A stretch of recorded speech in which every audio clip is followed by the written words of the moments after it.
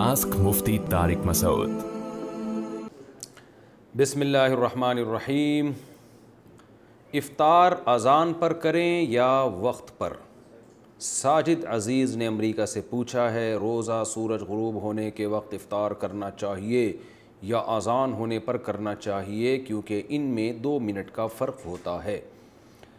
جناب، روزہ سورج غروب ہونے پر کیا جائے گا، اور سورج غروب ہونے کا جو ٹائم نقشوں میں لکھا ہوتا ہے، احتیاط اس میں ہے کہ اس سے تھوڑا سا ٹھہر جائیں آپ، کیونکہ بعض دفعہ اس ٹائم پہ سورج غروب ہوتا نہیں ہے، اس کی بہت ساری سائنٹیفک وجوہات ہیں.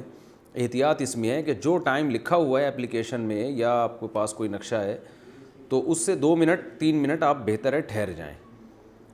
تو اس لیے یعنی تھوڑا سا اور اطمینان کر لیں آپ. گھڑیوں میں بھی بعض دفعہ فرق ہوتا ہے. اب اذان پہ اس لیے نہیں کہا جا سکتا کہ کیا پتہ اذان ٹائم پہ دے رہا ہے بندہ یا نہیں دے رہا. بعض دفعہ اذانیں ٹائم پہ سے پہلے بھی ہو جاتی ہیں، بعض دفعہ لیٹ ہوتی ہیں. تو اگر آپ کو یہ اطمینان ہے کہ آپ کے مسجد کے مؤذن صاحب واقعی غروب آفتاب کا یقین ہونے کے بعد اذان دیتے ہیں، تو پھر اذان پہ روزہ کھولیں، ورنہ اصل مدار جو ہے وہ غروب آفتاب پر ہے. کیا موبائل پر زکوٰۃ ہے؟ کیا موبائل پر زکوٰۃ فرض ہے؟ طارق خان. جناب، موبائل پر زکوٰۃ فرض اس صورت میں ہے کہ موبائل آپ نے بیچنے کے لیے خریدا ہو، یا آپ کی موبائل کی شاپ ہو جس میں موبائل آپ نے بیچنے کے لیے رکھے ہوئے ہیں. تو ان تمام موبائلوں پر، یا بلکہ جو بھی سامان پڑا ہوا ہوگا بیچنے کے لیے، اس سب پہ زکوٰۃ لازم ہوگی. ورنہ اگر موبائل آپ کے استعمال میں ہے یا ویسے ہی رکھا ہوا ہے، بیچنے کے لیے نہیں خریدا آپ نے، تو اس پہ پھر زکوٰۃ لازم نہیں ہے. کہ کمیٹی کے پیسوں پر زکوٰۃ کا حکم. اقبال صاحب راول پنڈی سے پوچھتے ہیں کہ میں نے کمیٹی ڈالی تھی، نیت یہ تھی کہ یا تو اپنی بیٹیوں کی شادی کرنی ہے یا پھر ان کے لیے پلاٹ یا مکان لوں گا، تو ان پیسوں میں زکوٰۃ ہوگی یا نہیں ہوگی؟ بالکل ہوگی. کیش اماؤنٹ میں ہر صورت میں زکوٰۃ ہوتی ہے. آپ کی اگر کمیٹی نکل چکی ہے تو جو پیسے خرچ ہو گئے وہ تو ہو گئے. جو زکوٰۃ کی تاریخ میں جو اماؤنٹ آپ کے پاس موجود ہے وہ، اور جتنے کمیٹی کے پیسے آپ نے ابھی قسطیں دینی ہیں، تو وہ قسطیں آپ مائنس کریں، جو اماؤنٹ بچے گا اس پہ آپ 2.5% زکوٰۃ دیں گے.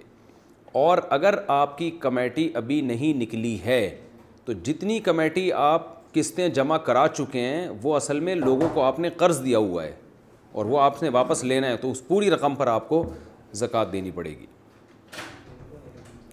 تھکاوٹ کی وجہ سے 8 رکعت تراویح پڑھنا. کبھی کبھار ایسا ہوتا ہے کہ تھکاوٹ کی وجہ سے 20 رکعت تراویح پڑھنا بہت مشکل ہو جاتا ہے. کیا ایسی صورت میں ہم 8 رکعت تراویح پڑھ سکتے ہیں؟ عائشہ فاروق انڈیا سے.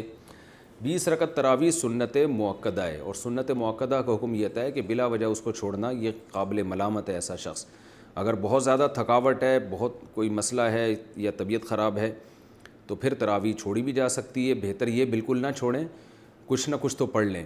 تو اس میں 4 پڑھیں، 8 پڑھیں، 12 پڑھیں، 16 پڑھیں. 8 کے عدد کی کوئی خاصیت نہیں ہے.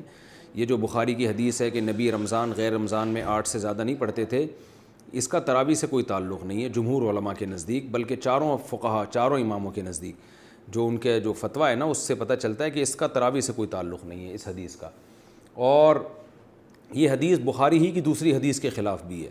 دوسری حدیث میں بخاری میں آتا ہے کان یزید فی رمضان ما لا یزید فی غیرہ. نبی رمضان میں عام دنوں سے زیادہ عبادت کرتے تھے. تو اس سے پتہ چلتا ہے کہ رمضان میں آپ کی جو نماز ہے وہ 8 رکعتوں سے زیادہ ہوتی تھی. تو بخاری کی ایک حدیث کو لیتے ہیں، دوسری صحیح حدیث کا انکار کر دیتے ہیں. یہ کیسی بات ہوئی؟ تو اس لیے 8 کے عدد کی کوئی خاصیت نہیں ہے تراویح میں. ہاں، سنت مؤکدہ ہے تو اس میں مشکل ہو رہی ہے، کوئی واقعی تھکاوٹ ہے تو جتنی چاہیں پڑھ لیں، اللہ جتنی توفیق دے. 8 پڑھ لیں، 4 پڑھ لیں، 6 پڑھ لیں، 12 پڑھ لیں. جتنی زیادہ پڑھیں گے اتنا زیادہ ثواب ملے گا. لیکن نارملی 20 رکعت کا معمول بنانا چاہیے. اچھا، یہ 8 رکعت میں یہ بھی ہے کہ اگر تراویح آپ کے لیے کھڑے ہو کر پڑھنا مشکل ہو رہا ہے تو بیٹھ کے بھی پڑھی جا سکتی ہے. تھکاوٹ زیادہ ہے تو بیٹھ کے پڑھ لیں آپ. تو 20 پوری کر لیں لیکن بیٹھ کے کر لیں تو یہ بھی بہتر ہے. Ask Mufti Tariq Masoud.